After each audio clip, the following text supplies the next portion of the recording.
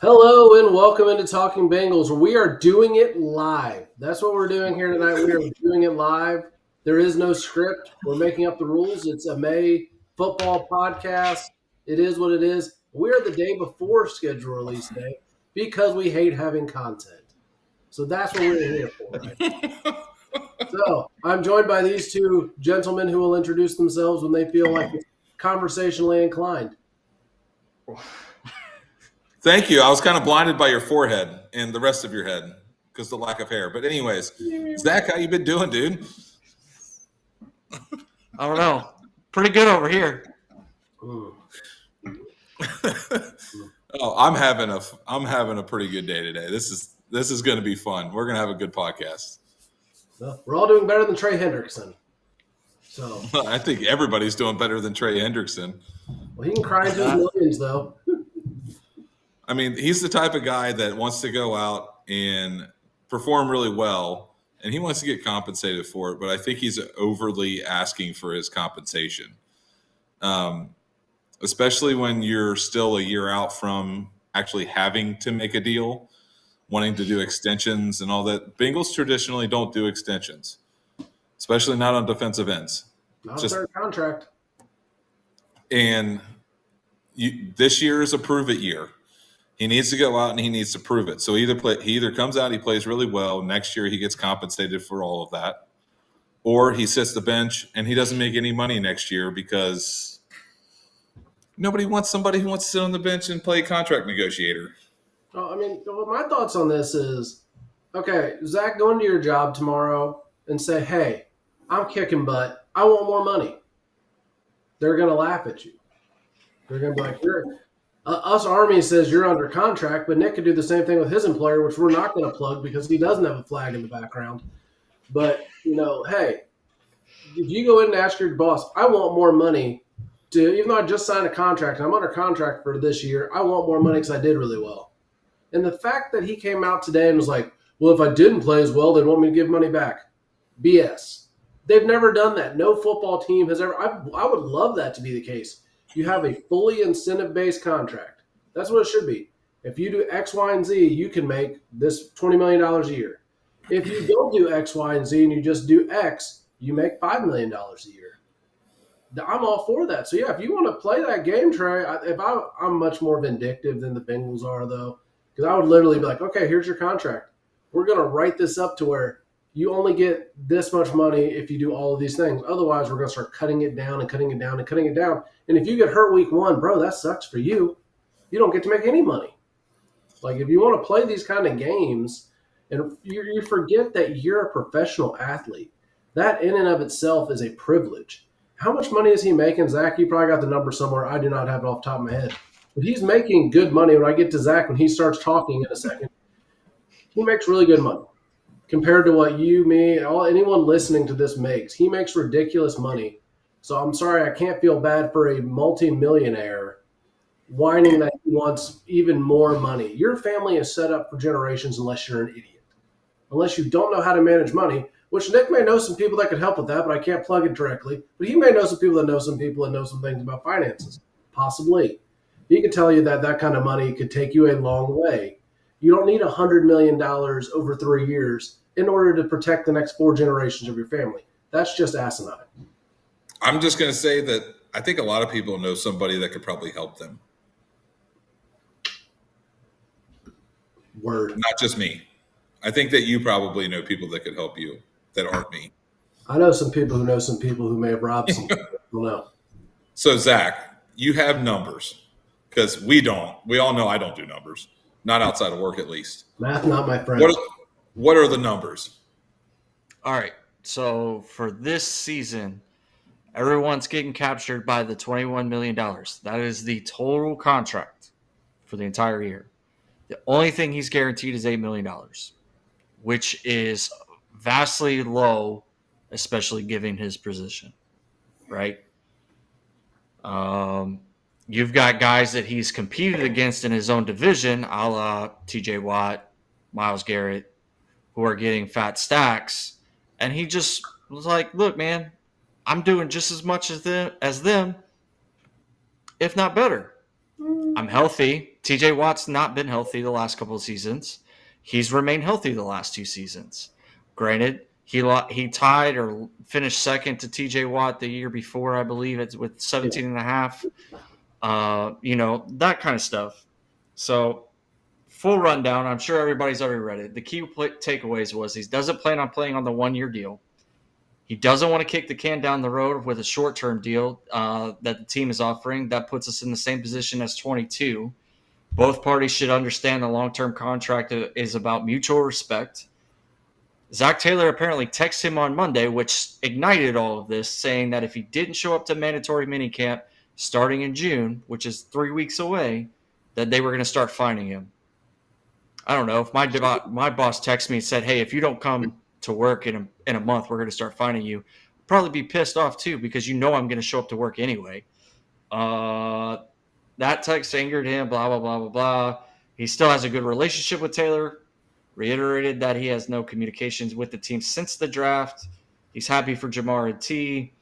He still loves Cincinnati, wants to be here, loves the fans, and doesn't feel like there's been enough effort to communicate with him, his wife, his agent, and his family.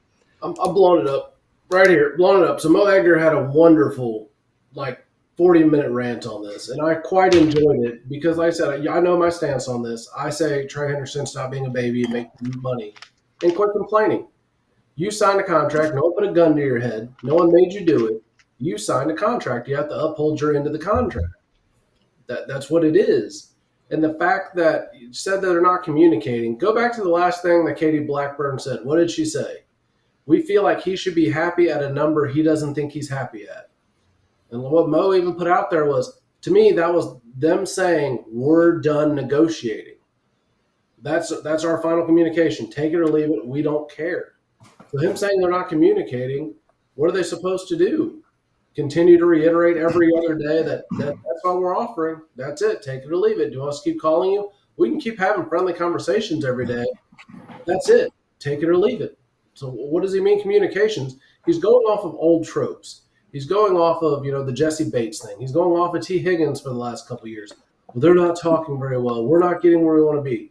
The fact is, you are a fantastic pass rusher. He is a fantastic elite pass rusher. He is a liability for anything but a sack. He is not good against the run. That's where the Myles Garrett, TJ Watt's a big difference. They can stop the run. They can totally disrupt a game, and it makes me want to puke in my mouth for complimenting division rivals. But those guys are literally game disruptors. Where Trey, if they get into a running, they're up by 2 scores, the other team is, he can't do anything for you. You might as well take him out of the game. Yeah, he really needs to be in a kind of game where it's a shootout. Mm-hmm. And it needs to be a passing shootout. I mean, his run defense is atrocious. Myles Garrett, I hate saying it, and TJ Watt. I really hate it. I hate the fact that I have to compliment them, but like what you're saying, you're exactly right. Their total package on the edge. But when you look at Trey Hendrickson, he's a pass rusher. And that's his one-trick pony. You have to understand what your strengths and weaknesses are when you go into contract negotiations. Get the most bang for your buck, yeah, but understand where your bargaining chip is. His bargaining chip isn't the total package that he brings. He's the best edge rusher in the game. Yeah, I mean, he missed his opportunity too. And I mean, I know Zach's got to talk at some point. Sorry, Zach, I'm being a jerk, hogging the mic, but this is not the year. This is not the year to pull a stunt like this. Cincinnati fans, period.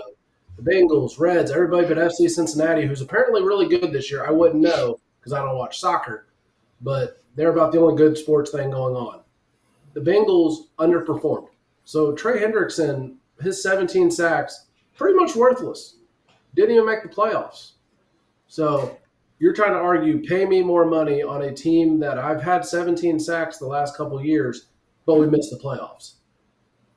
Doesn't seem like investing a crap ton of money in that guy makes any sense to me.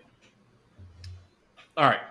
Before I ask the question I want to ask you guys, first off, based on your point, going back to FC Cincinnati, actually, they were actually good last year, but the Cincinnati's pro sports team curse got them in the bug so they couldn't make it out of the first round. Surprise, surprise to anyone.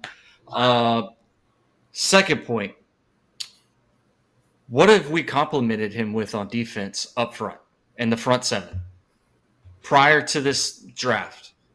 BJ Hill. Was really well. It worked out. DJ Reader worked out very well. Sam Hubbard. DJ Hill went down. Hubbard got hurt as well. We let Reader walk, who wanted to stay on the team. We gave Jesse Bates to Atlanta because for whatever reason. We've taken key pieces away to make him disruptive, other than the fact that he's still disruptive in the passing on passing downs. But what else have we given him? Miles Murphy? What did he do? He didn't do anything. Miles Murphy sucks. I'm not going to disagree. Right. We got Miles Murphy 2.0 in this draft, right? I've said it a couple weeks ago. It feels like it's Miles Murphy 2.0. So we're not complimenting him very well. Again, Sam Hubbard was injured for most of the year, or the second half of the year when we made the run. He wasn't even on the field. Oh. His last play was a tight end catch, pass, and touchdown. That was his last play as a Bengal ever.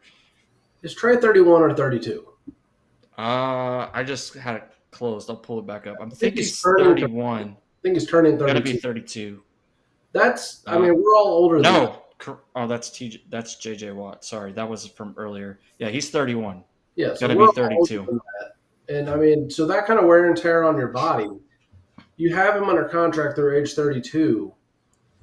There's a massive cliff. And the problem is the Bengals do remember things. The last lineman that they signed to another, like a third deal, Carlos Dunlap, Geno Atkins, they fell off. Justin Smith.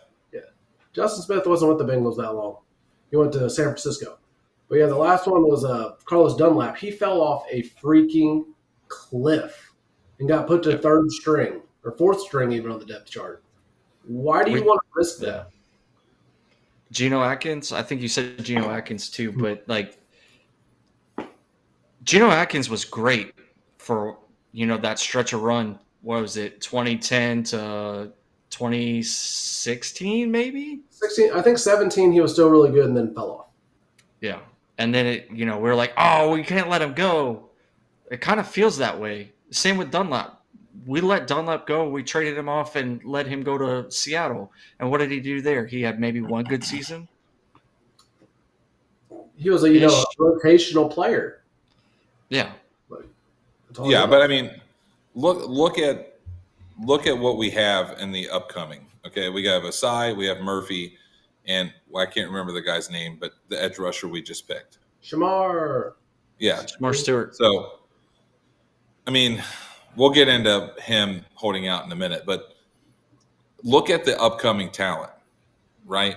We have people who are athletic. We have guys who can, and they have the ability to make those plays. The difference is going to be the coaching. The defensive coaching is going to be and the defensive schemes are going to be the biggest deciding factor in how well these younger guys are going to play and mix in with the defense this upcoming year. I've said it, and I've said it time and time again, and I know we all agree. As long as the Bengals are somewhere in the teens on overall defensive ranking, the Bengals will win the Super Bowl this year. Definitely should, or at least be right there. Blanket statement. I'm saying it right now. If the Bengals are ranked anywhere higher than 20th, they will be a Super Bowl winner this year. And Joe Burrow's healthy. Sorry, got to put that caveat in there. Got to protect you. Got to protect you. I think that is one of those things that goes unsaid. Yeah. Now, let's get off of Trey because he doesn't. Hold on, I got one question. I have one question. All right. Burnsy, what's your question? All right. So we obviously know that he wants to be in that $33-34 million range, probably to compete with the Myles Garrett deal, right? Yep. What's the number that you think he should be satisfied with? 15 a year max. Okay. That's less than he's making now. Yeah, he's getting 21 this year. You think 15? Yeah, because he's Okay. a one show pony with the pass rush. I put Until him he up. can show that he can do both pass and rush, passing and running downs efficiently. 15 to 17 tops. Apparently, Nick works in the Blackburn family business. But 27 mil a year for this coming season and next season, and then you got to cut ties with him. Him looking for this is a perfect segue to my comment too. Him looking for a long-term deal, 3 to 4 years. Who's going to pay him to play a 36-year-old pass rusher? Mm. Who wants to pay him $30 million to be a 36-year-old pass rusher? I mean, that's a great point. Years old. I'm not chasing people down. Yes, he's a world-class athlete, but still, that is a massive drop-off from your early 30s to your mid-30s, especially with that kind of position where you're going to have younger guys beating you up every game. It's a great point. Right. It's a great So point. I'm gonna write down some numbers for mine because I'm gonna go 4-year deal. You want to beat him? Fine, that's fine. We'll do 29 in year 1, 29 in year 2. We'll go 20 in year 3, just in case that you're still, okay. And a 4th year is an option. If you're still playing at a high level, we'll throw in another 20. Can you cut him after 2? That'd be my question. Yeah, absolutely. That's the other thing is like, what does that look like? And then, we talked about it with, the Griffey deal last offseason, how last year was the last year that we paid him and he deferred all this money. Can we do something along those lines where like you're worried about your family being set up financially forever? That's cool.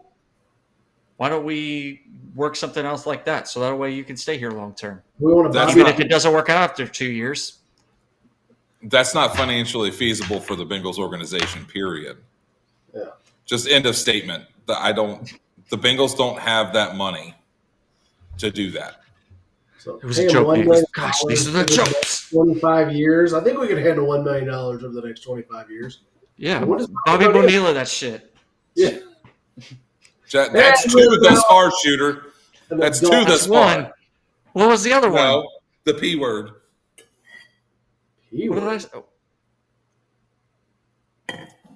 All right, anyways, we're going to move on to why the rookies are being ridiculous, and it's getting hard to support professional athletes in some of this stuff. I mean, now they're holding out due to some kind of waiver issue thing, and just play football, people. Just show up and do your job.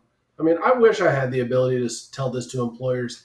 Yeah, I'm just not going to show up for a while. I just don't feel like it. This isn't conducive to me. Dude, you just got the golden ticket of life. Stop being a crybaby. Dude, Shamar Stewart needs to just be out there on the field practicing. There's so many things that he needs to work on right now to get ready for the season. And he needs to start right now. I do kind of understand where he's coming from, though, because out of the 32 teams, there's only one team that doesn't have any like guarantee in the rookie contract. So I kind of understand. But at the same token, there's so many things that he needs to get better at, and he's not going to get better unless he's on the field practicing.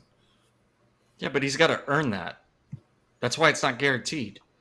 Like, why am I going to put all this guaranteed money into you if you don't even have a proven track record in college?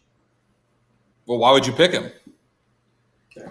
So, again, going back to 2 weeks ago, I have no idea. Yeah. well, you drafted traits over production, which I get the idea of that, but it's also dangerous. But once again, go back to us normal people, and people say, they're not normal people. They've worked their whole lives. They had genetic gifts and made them work. Good for you. But could you imagine going into your employer? I want my entire salary for the year today. The guaranteeds drive me nuts because, we're going to pay you money whether you're hurt, whether you get, no sacks, whether you get whatever. We're going to pay you this money because you're worth it. Bull crap. I said, go into your employer tomorrow, anybody listen to this, and say, hey, I want all my money for the year now, and then just don't show up for a month and a half. There's no incentive. I agree with you. I like incentive pay for the specific reason of the better you perform, the better you get paid. Mhm. I mean, especially in the pro sports realm. I mean, you have a baseline salary. Everybody makes this baseline salary. The people who perform the best, they're the ones who get paid the most. Like it should literally be that way. It should never be like how you're going to get guaranteed, $500 million to go pitch or hit a baseball. No, you get paid $500 million if you go out and you hit a baseball that well or you pitch that well. Oh, so we're not talking Anthony Rendon here. I don't know if you guys have seen his ridiculousness. Since he made his like $100-something million contract, he has played in less games than he played in like the previous 6 years before that. It's nuts. All this guaranteed money is a bunch of bull. It's awful. I think it's stupid. It is. Zach, how do you think it should be structured? How do you think these contracts should really be structured? Because you're the numbers guy. I mean, like I said, for rookies, I think you have to go out there and earn it. I think guys like Trey, who have gone out there and been productive consistently, I think you got to pay them, but there's got to be a happy medium. I don't think you got to pay them all the numbers in the world. I don't think it needs to be fully guaranteed even for there, because there's got to be clauses into that. There's got to be ways to, like Casey said, cut after 2 years if this isn't working out. There's got to be clauses in there like, hey, if you're injured, bro, you got injured in week 4. We're going to have to like dial some of this back and restructure this so that a way we can financially find a replacement, because we don't know how severe your injury could be, right? And I don't wish that on Trey. I don't wish that on any NFL player or sports player or anything like that. You've got gifts. Go do your thing. Go earn it. Go be those kinds of players, man. Unless you play for Pittsburgh, then it's a different story. Well, I mean, think about it this way. I mean, this is the offseason. This is the kind of topics that we're into. But you know how much money Ken Griffey Jr. made his first professional year in the minors? I mean, we're talking first ballot Hall of Famer. Should have been unanimous. We all love Griffey. You know how much He money? made it was like $15,000 a year, wasn't it? Yeah, $700 a month and a $100,000 signing bonus. Like inner circle Hall of Famer, one of the greatest to ever play the game.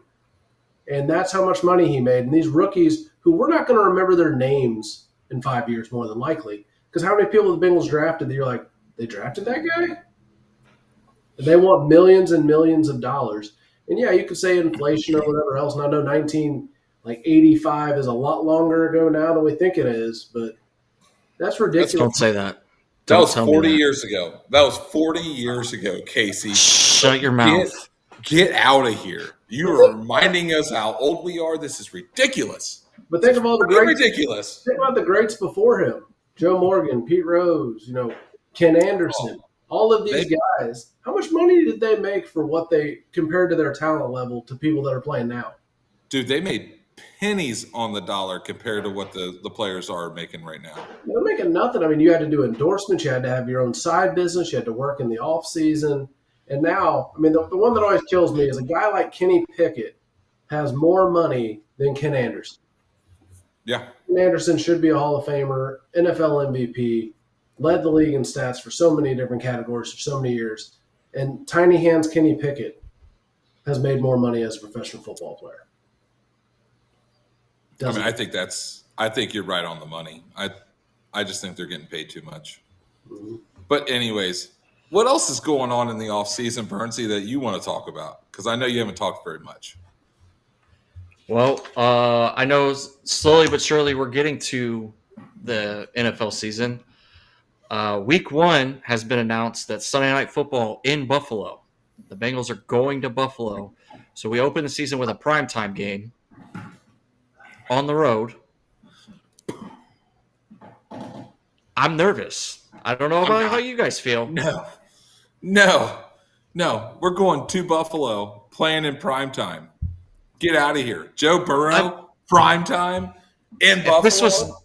If this was November, December, or January, I'd feel a lot more comfortable. We're talking about a game in September. No, we haven't seen Joe Burrow in primetime in the first 3 games of the season. And he always comes and shows out against Buffalo. Monday Night Saw Football. them get waxed by the Commanders last year, week 3. Yeah. Well, it was a that was- shootout. It wasn't a waxing. No, that was- Burrow did the best he could, but the defense got waxed. That's Yes. the rookie. That's the rookie curse that the Bengals have a problem with. The rookie quarterback curse. Let's get past that. All right. Well, don't worry about that little guy. That little guy, he's just over there hanging out. Just don't worry about him. That's an outlier. But no, seriously. Primetime Joe Burrow against Buffalo. They're going to come in prepared. Let's just be honest. We're probably going to win the first game of the season for the first time in a long time. Since the Super Bowl year. Right. Hey, look, I like your optimism, but Let's freaking go. I'm siding with negative Casey over here. All right, I'm very cautiously pessimistic. Cautiously pessimistic? What kind of news is that? It's whatever Casey says. Oh, he's cautiously optimistic. Whatever. I am profoundly pessimistic on this one. Because Profoundly. Using the big words now. I'm a fancy guy. But anyways, I don't like that. Can we get a home primetime game if we're going to do that? Let's go on the road to a really tough place to play to start the season when you guys play like crap the first couple games of the season. Now, the interesting fact is I don't think that Burrow's ever lost to Josh Allen. They've only played, I think, twice, and he's not lost either game. The DeMar Hamlin and then 2 prime times. Well, that game didn't count because, we had to go to a coin toss. Yeah, so 2 times. He's played him 2 times, and I'm pretty sure the Bengals won both of those. So, I mean, that bodes well. But at the same point, it's like that's not a very welcoming environment. And when is the last time the Bengals won on Sunday Night Football? That's probably their worst primetime slot. This upcoming August, or September, whenever this primetime game is. That'll be the first one in memory. No, wait. Miami, the game we were there for Shane Graham kicking the field goal. Oh, my gosh, Nick. You want to talk about ancient history? We were literally in high school when that happened. I don't care. That's not a good trend. I remember that game. I still have the ticket from that game. Yeah, me too. That's a bad trend analysis. It was back in like 04. It's fine. Nah, don't worry about that little guy. The Giants game, Sunday Night Football. Yeah. How was that game on Sunday Night Football? Nobody knows. It wasn't very good other than Joe Burrow's 84-yard run. Yeah, it was bad. That's what I said. For a Sunday Night Football game, that was not very entertaining. It probably had really low ratings. It's okay. But I love Nick's optimism. I'm hoping he's right. Yeah, I'm going to be right. But they got to show me. I'm going to be right. All right, Missouri, little Mr. Show Me State over here. Word. Yeah. Hold on. I'm still trying to find the answer to your question. Today, Junior. It's apparently 1-1. They met. That's Josh Allen's 1-1. That's it. So they've only played Joe Burrow once. No, well, I guess that would be the regular season. Yeah, the Bengals played the 2 games. Played them in the snow. The Bengals played them in the snow in the postseason and beat them. Yep. I swore Burrow was 2-0 against him. Well, they would have won the game that Hamlin. Yeah, DeMar Hamlin. DeMar Hamlin. Sorry, I was combining names. That he decided that he was going to have a cardiac event. Thankfully, he didn't. That. Thank God he came back to life. Yes, that's what I mean. A lot of prayers were answered that evening. Thank God. But anyways, let's not go down deep, dark rabbit holes. So you want to talk about 2015? No, we're not doing that again. I'm kidding. What else is interesting going on? Anybody know something interesting going on with the Bengals? Oh, wait, I know something interesting. Dylan Fairchild. That man is showing up as like a freaking beast right now in this off-season workout session right now they're having. Ted Karras And Orlando Brown, they're talking really highly of this guy. He's awesome off the field, which I absolutely love. That's like my favorite thing ever. But he's really awesome on the field. He's got heavy hands, really great work ethic. You're talking about things that I just absolutely love watching in an athlete. He's a well-rounded person, and he's somebody who comes out on the field ready to work, asking question upon question upon question. I mean, that's just awesome. I cannot wait to watch the left side of the line not give up a sack all season. You know who this sounds an awful lot like, though, a couple years ago? Cornell Volson. That's what they were saying about him. I mean, there is no better time to judge people than in shorts and T-shirts out there on the field. That's when the hard work is done. That's where you can really tell anything. I mean, I hope he's great. I think he has the potential to be really good. But I love your optimism again, but it's May. Hey, this is May. This is when you're supposed to be optimistic, dang it. Okay, the Reds killed my optimism. I was all optimistic and happy, and the Reds are a crap show of an organization still. And Terry Francona is starting to sound like David Bell, which is very depressing. Well, can you blame him when his boss is Bob Castellini and Phil Castellini? All I'm going to say is Connor Joe is the answer to our prayers. This is like his 20th time with the organization. We literally got him in a Rule 5 draft like 6 years ago, brought him back multiple times, and then we traded for him. And I'm like, he must have some real good dirt on Nick Kroll. I mean, he's fine. He is a really good seventh outfielder.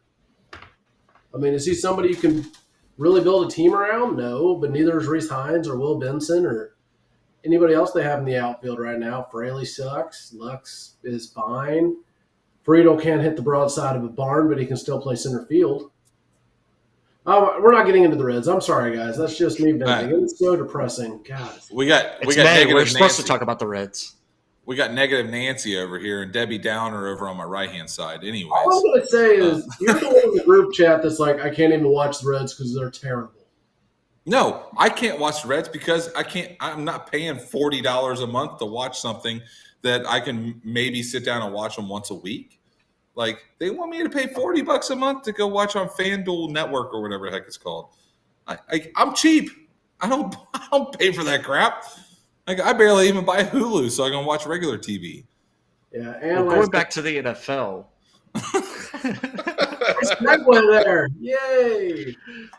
Did you see that there was a report that came out talking about that you would need 10 streaming services to watch all NFL games this season?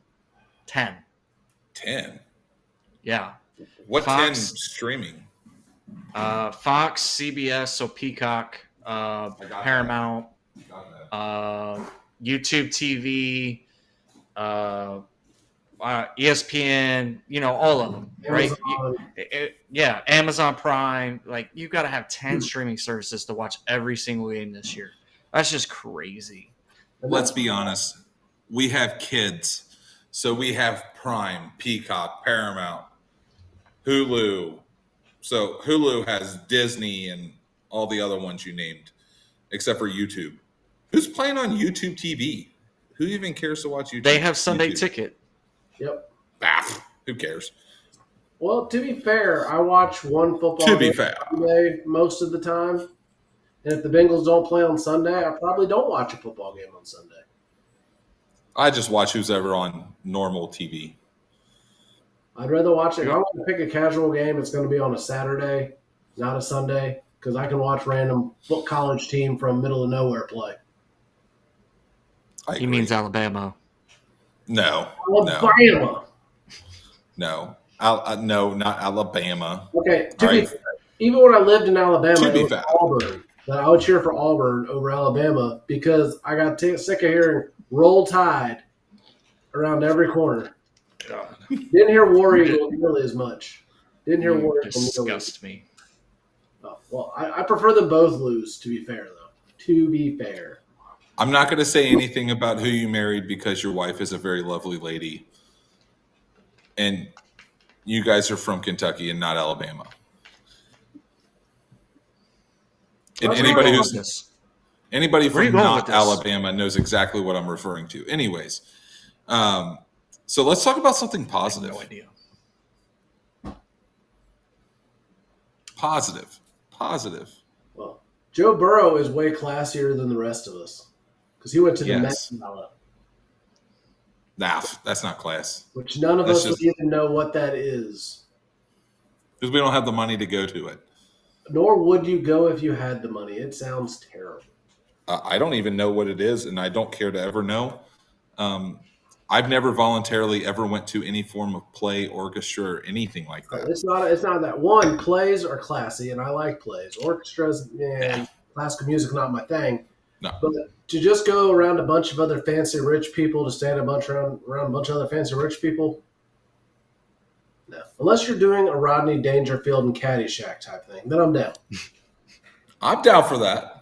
A little bit of Cousin Eddie in there. Yeah. I like it. Now, on my end, I did kind of talk too soon. I went to, what's the orchestra? It's like a rock band.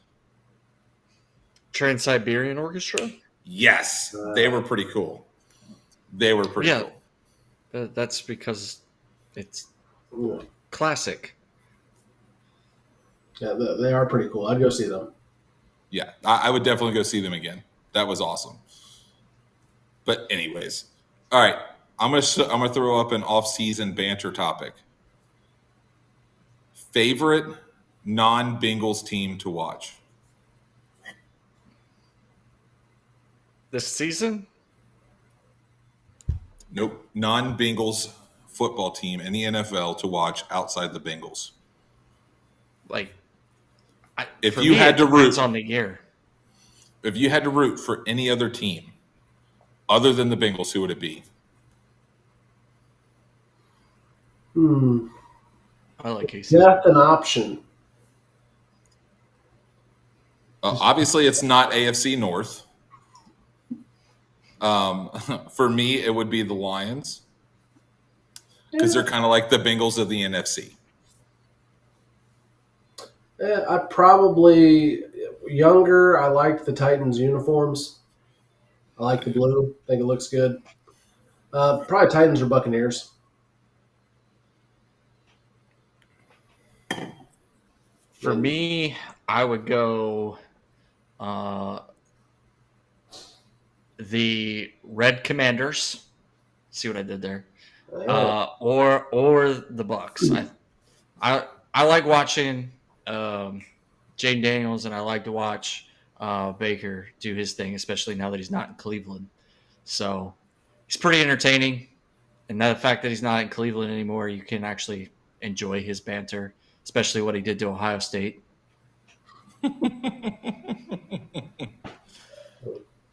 Yeah, but I mean, let's all be honest here. If the Bengals moved out of Cincinnati for whatever crazy reason, I just wouldn't watch pro football anymore.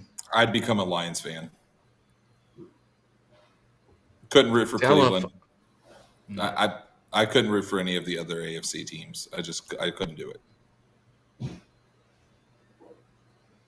Yeah, the Titans don't do it for me. There's nothing on their team that it really excites me. Like I said, when I was younger, I liked the uniforms. I thought they were like the blue was a cool color. I mean, no, Air McNair, Eddie George, Dyson, those guys are great. No problem with that. It just what they have to offer to me right now in 2025, they just don't do it for me. But see, that fits who I was as a younger fan because the Bengals had nothing to offer me for how many years, and I was still there. So, touche. See, I really liked Eddie George, obviously for obvious reasons. He was a great running back that came from Tennessee. No, he didn't. No, he didn't. Ohio State. He went to Ohio State. He played for Tennessee Titans. Okay, Yeah, he played in the state. So shut up. Trying to say Okay, I definitely rounded that one out. Sure. No, You take the landing on that. I think you crashed and burned pretty hard. that was my reasoning for liking Eddie George because he played in the state of Tennessee as a professional football player. Anyways, long story short, you're still bald. Wow, got me deep there. Not sure how that one. Dang. Anyways, okay. Zach, what's a good off-season topic for you?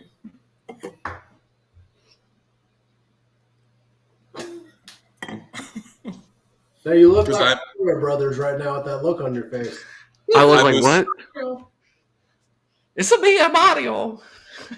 I mustache you a question. Hey, look, I'd have a glorious, luscious beard just like you fine gentlemen, but, tell Peak Headsec that allow change. The gas mask can't fit well enough around your face. Yes, if you it can. That's been proven a myth. That's a lie. That- It's a That's standards what- and discipline issue. That's all it is. We got No, people the last at gas higher mask- echelons that care about what is on our face, but yet I can walk around looking like certain things that I can't say on this podcast. Like Pete Honcho. I'm just saying, every gas mask since the Vietnam era can fit around a beard just fine. So. Otherwise, the swoopy dudes wouldn't be allowed to do it downrange if it was actually that much of a concern.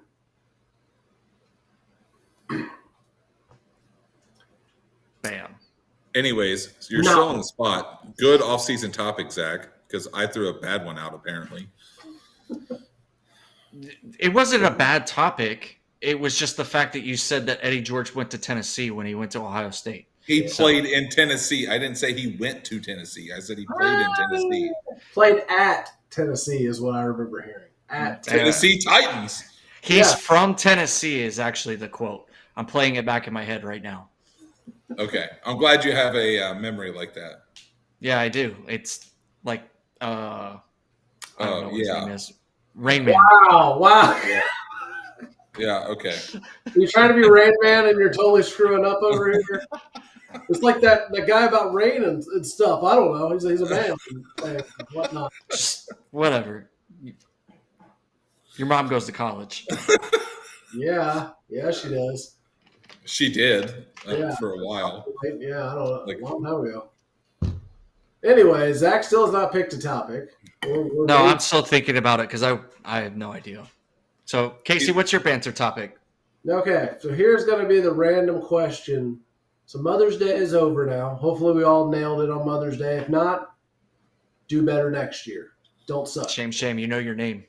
Exactly. It's the reason So- why I sleep on the couch.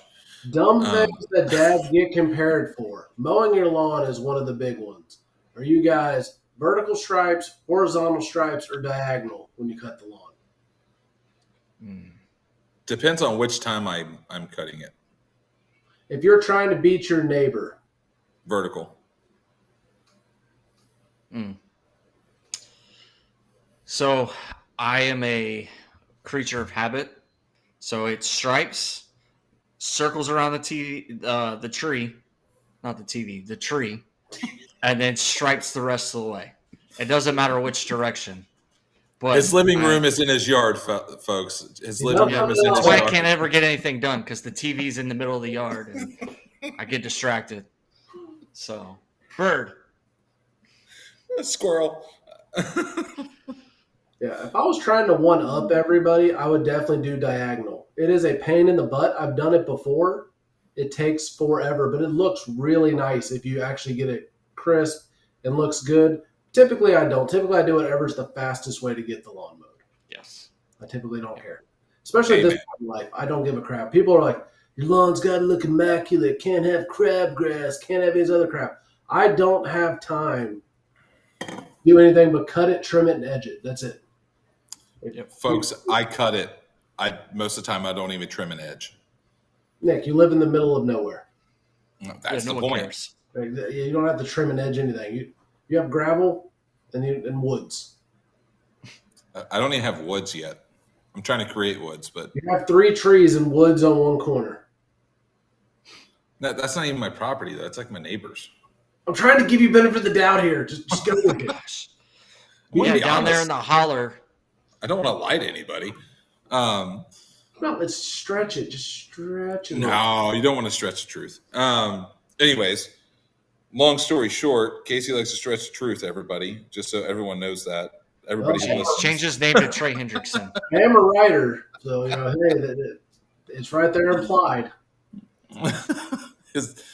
Trey Hendrickson over here. There's my dogs, guys. All right, so Zach, did you ever come up with the topic, or are you still useless? Well, dogs. Love them or keep them. Yes. Just kidding. Was a yes to both? Yeah, it's 100% a yes to both. Yeah. Let's see. I don't remember what we've talked about before, so let's see. What would I decide to banter about today? I have no idea, man. I'm just here. Jeopardy or I'm left. There you go. That's your topic. Jeopardy or Wheel of Fortune. Well, it would be Jeopardy, but yeah. Why? No, it is. What is Jeopardy? Actually, Daily Double. I mean, no, but seriously. Yeah. All right, but seriously, my real question for you, gentlemen, would be: what is the one Commonwealth attraction that you guys have yet to experience, that everybody likes to go to and do, and yet because we've lived in Kentucky most of our lives, you guys haven't done it? Mammoth Cave. And that's on the list. I want to go to see Mammoth Cave. Seems cool. Carter Caves was really fun. But yeah, that's on my list. I've not been to Carter Caves. Don't really care to go. I went to Mammoth Caves. It was pretty cool. They're mammoth, obviously. The name kind of hints at it. Really, in Kentucky, I've been to all of the places except for Carter Caves. We used to camp at all those places. So, I mean, it was just something to do when it was either raining or just kind of cool outside. So that way we could do something. Yeah.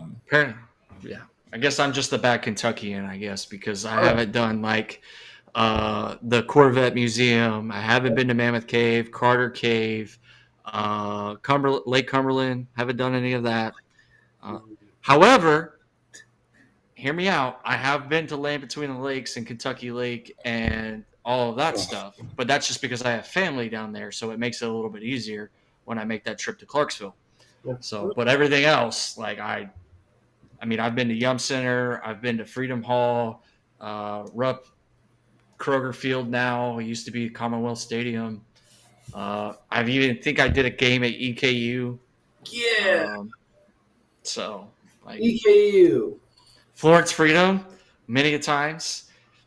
It's now the Y'alls, which is a cooler name in my opinion. All right, I agree. I think it embodies us as Floridians. Florentians.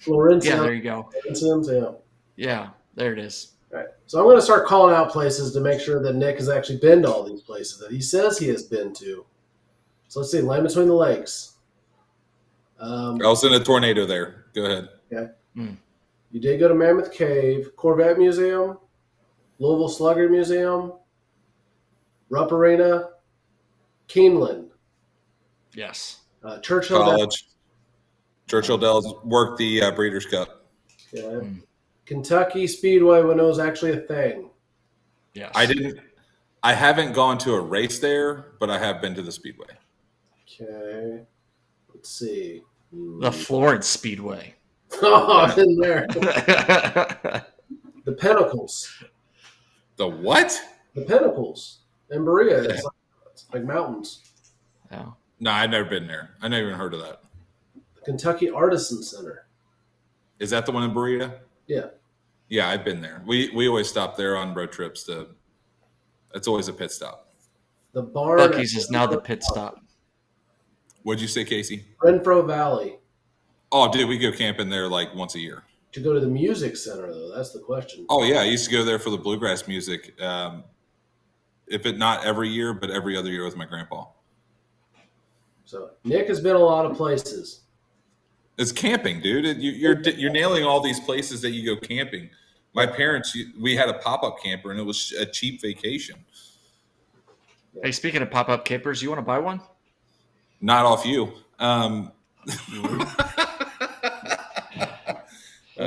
Sorry, Zach. I'm much more of a glamping kind of person. So it's beautiful. It's definitely glamping, especially if you get on a nice KOA. It's got the hookups, It's got the propane tank for the heater in the cold. Does it I have love it. showers and air Yes, it conditioning? has it has the shower, and then you roll the sides up, and then you get the breeze. So yeah, it's got air conditioning. These are the same There's ways air. the infantry.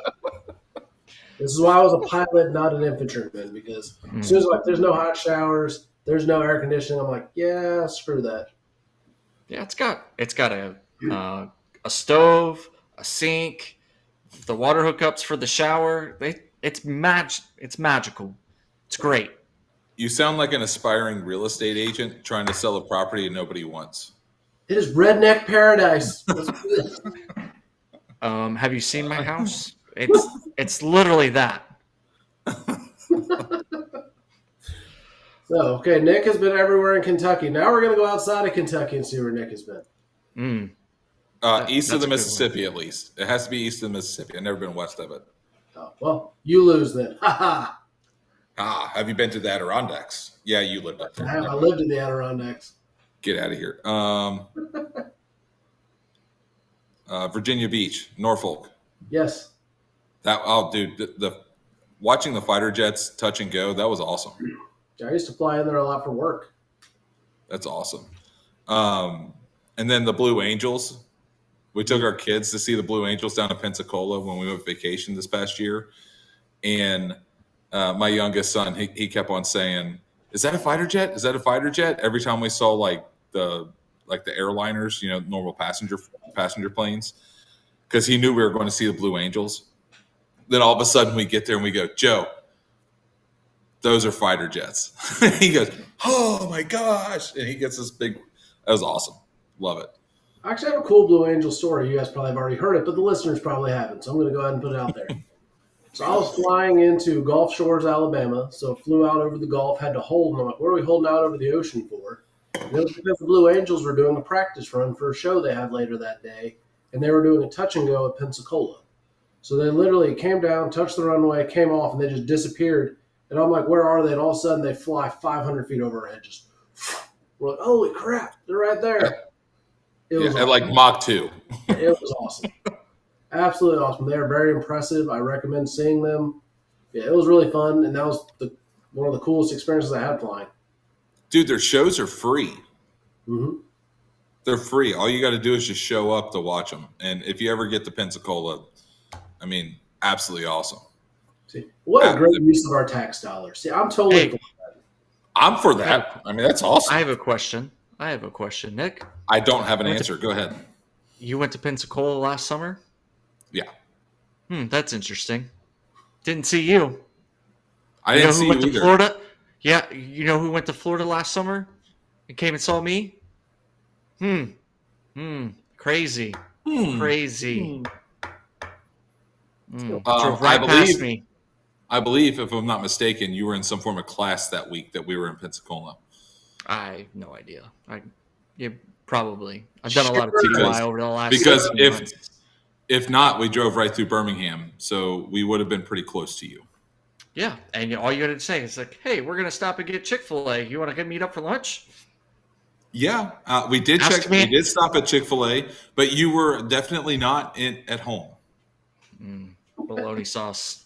You were definitely not at home. Bologna sauce on an egg sandwich. Because I told you I was going to Pensacola, and you didn't say nothing. Didn't say nothing. Nothing. I'm talking double Alabama negative. Talk. I'm talking Double Alabama negative. talk for you. You didn't say nothing. Just so you understand what I'm saying. Yeah, I got you. Anyway, hey, so I have another actual banter conversation. So obviously the three of us are married. Yes. No. Did your proposal go the way you went? And if not, what was your alternate proposal idea? Like, what was the romantic thing that you had planned versus how did it go? So I'll go first. The big showy one that I wanted to do, I decided not to do because you guys know my wife. She's very much not into things like that. Yeah. So I took her fishing, and we were, obviously fishing, and she decides to start digging up worms out of the earth because, that's the kind of people we are. We're not scared to get our hands dirty. Well, anyways, I'm like, wash your hands off. What kind of a person are you? So, I mean, she kind of knew what was happening, obviously. So then I proposed, and I was like, oh, she's going to be like super excited. And like, she's going to like give me this huge hug. Like, well, obviously she knew what was going on. She'd obviously seen the ring and everything, but yeah, it didn't go like I thought it would, but I was still excited because, I was going to get married to the person I needed to be married to. Word. Casey? So, as a broke college kid proposing to somebody, that was really fun. Nothing better than buying a ring on credit because you have $0 to your name. That's always fun. But, I don't know why I chose February. It seems like a bad time. But apparently February is now a month that's very important to us because 2 of our kids are born in February. But in hindsight, I'm like, why would I pick a cold, miserable, yucky month to do an outdoor proposal? Probably not the best idea in hindsight. But took her down to the aquarium. Like went to Newport on the Levee, so somewhere we liked to hang out at the time. Walked around the aquarium. There's literally snow on the ground. And we're trying to, because she hates public things too. So I'm trying to, you don't want anything big and flashy, no flash mob or, teleprompter thing or not billboard or this mega screen at the stadiums. Can't think what they're called right now. Like, yeah, I'm not doing that. So ended up just taking her down there, kneeling down the snow, proposing in front of the river, which is a beautiful river. That muck color is just nothing but romance. Yeah. It worked out well though. She said yes. And once again, she literally was trying to put her hands in my pocket of my jacket where the ring was because her hands were cold. I'm like, no. She's like, this guy's a dick. So luckily she said yes. And it seems to be working out. So, hey, Thackeray. All right. So I had the impromptu idea and then the one that I had planned prior to the impromptu idea. So plan number one of the places that we've always gone camping was Red River Gorge. And she had always told me that how much she loves Natural Bridge. So which previous question leads to this one. That was the plan of fall of 2014. Like I was going to propose that down there. We were going to go on a family camping trip, do the whole thing, have it recorded. It's going to be a great time. However, January of 2014, something happened. Something happened. Something magical happened that I didn't know actually happened. We got pregnant with my oldest. So it kind of was like, gonna have to pick this up a little bit. So one of the things that she asked me to do is like when I decided what I was going to do it, that I take, her family out, my family out, and all this other thing, make a big deal. So on my way to the Kentucky Elite 8 game in 2014 up in Indy, I stopped by K Jewelers. I have her mom, her dad, her brother, or her sister, my family, the whole 9 yards. We all go to K, pick the ring out, purchase it on credit like Casey because I'm a broke kid who has a kid on the way. And so my plan was that happened that day. Opening day is only a couple days away. So go to opening day, thinking about doing it there. Texting somebody else on this podcast the entire time like, hey, brother, I'm going to need your help because I don't know how we're going to get this done. And so we're like, well, let's go down to the river. Cool, let's go to the river and we'll do it down there. Well, the opening day tickets I bought were in row W of my old season tickets, which was like 103. Right behind us is the sauerkraut stand. 3 months pregnant Cheyenne. Not a good time. We managed to make it through the entire game, but she's done. She's like, nope, I got to go home. So I'm going, man, I've had this in my pocket all day. What am I going to do? Nick's waiting at the river for me. Like, So I'm like, you know what? Screw it. Sorry, Nick. It's not going to happen today. Take her back to her car. She's going to drive back to her parents. Well, I'm breaking the law to try to beat her there. Like, almost as bad as I did in 2007 trying to get to her house. Yeah, that was pretty bad, wasn't it? 39 over. That's kind of crazy. What? When you're going 70 something on Mall Road, you're going to get pulled over. Whoa. It was 94 to 55, and I was in front of Ryle, okay? I was on 42, yeah. Really, so it's really what time are we talking about here? So that was at 9:38 on a Saturday during 9th Region Girls Basketball Weekend. But that's a whole nother story. We can talk about that later. Yeah. So anyway, back to the story we're talking about. Back to live. I go downstairs, and I'm waiting in her room. And her parents and her nephew and everybody's home, and so they know that I'm downstairs and I'm waiting. I had parked behind the garage so she couldn't see my car, and I'm just down there waiting. And then I'm waiting for her to come downstairs because I knew she didn't feel good. Nothing. She's trying to sit on the couch. The family's like, why don't you just go downstairs and relax? Go downstairs and relax. She's not buying it. So after like 20 minutes, I'm like texting her mom, like, will you please just get mad at her so she'll come down here? And then I set the camera up. I go to do the thing. Camera falls over, so it doesn't capture anything. But that's how I ended up proposing. And yes, she ended up saying yes. That's a heck of a story, bro. I'm not sure if she said yes or not. Well, yeah, I mean, almost 11 years later. We're all concerned. I mean, let's just all admit that we married up. And if we have any recommendation for any young man out there, marry a woman who's better than you. It'll work out well. Yep. That is sound advice. I would concur. Marry someone that challenges you. Because if you're not being challenged, what's the point? If you're not being challenged, you're not really a man. So there's that. I would use accountability over challenged. Well, that's She's what being not there challenged to holding you accountable and making sure that you are a better person tomorrow than you were today and a better you today than you were yesterday. You know, I don't like challenge. Challenge is kind of like competition, in my opinion. Well, that's whatever adjective you prefer. It's fine. That's what I see as holding you accountable. Your wife is there to be your better half. Make sure she's better. Yeah. And I think we have come full circle on this episode. I think we've had lots of off-season banter. We all know where we stand on Trey Hendrickson, and I'm already tired of hearing about it. It's not going to be fun for the next few months.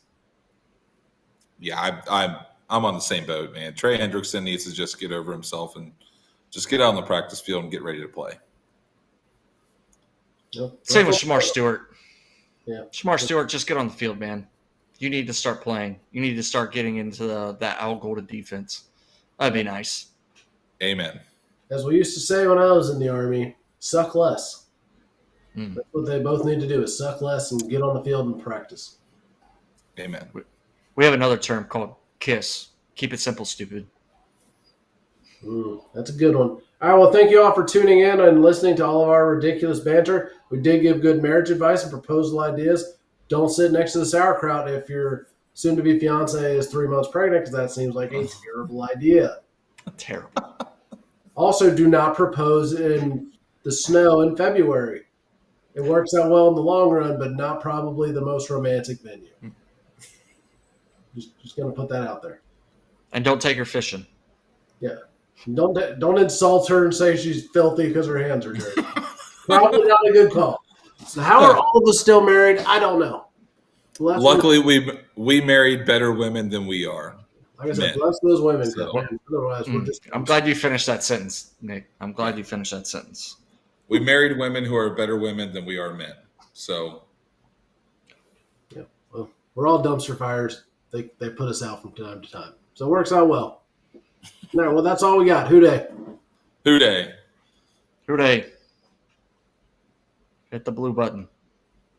The blue button. Mom hits the